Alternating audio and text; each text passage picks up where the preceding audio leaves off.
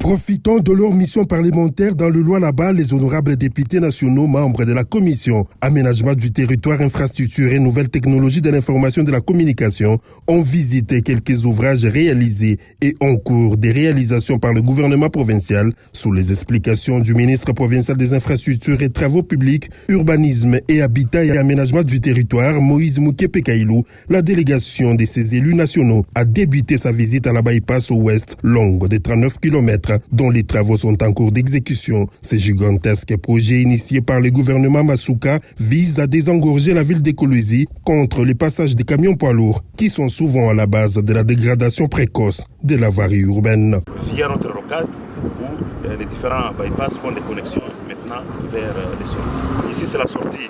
vers l'Angola. L'Institut supérieur pédagogique d'Ekolozi, récemment inauguré par les chefs de l'État, a aussi été visité par les élus nationaux qui ont apprécié la qualité de ces auditoires qui offrent les meilleures conditions aux apprenants grâce à la bonne politique de gouvernance imprimée par la gouverneure Marie-Thérèse Masuka Saini. La route provinciale Kolwezi-Solwezi, longue de 74 km, déjà réhabilitée par le gouvernement provincial avec ses 4 bandes, a fait également l'objet de la visite des élus nationaux qui se sont par la suite rendus à la salle polyvalente et à la salle du village des Congrès, 2 infrastructures construites par le gouvernement provincial qui ont laissé sans voix la représentation nationale. Le nouveau bâtiment jumelé de l'hôtel du gouvernement, la clinique moderne du Lualaba, les nouveaux sièges du secrétariat exécutif provincial de la CENI et l'échangeur routier de Kolwezi n'ont pas échappé aux yeux des élus nationaux qui ont apprécié la qualité de ces ouvrages construits par le gouvernement provincial sous le leadership de la gouverneure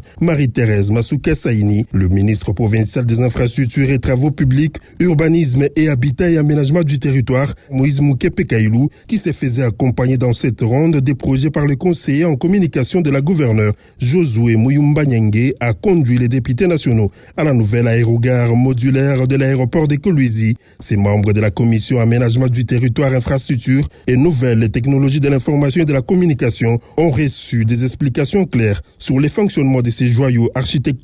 avant de découvrir la nouvelle piste de cet aéroport en pleine construction de 3450 mètres de longueur et de 40 mètres de largeur. La caserne de pompiers de l'aéroport de Kolwezi, équipée de camions de dernier cri, a été visitée par les élus nationaux qui ont même assisté à une petite démonstration.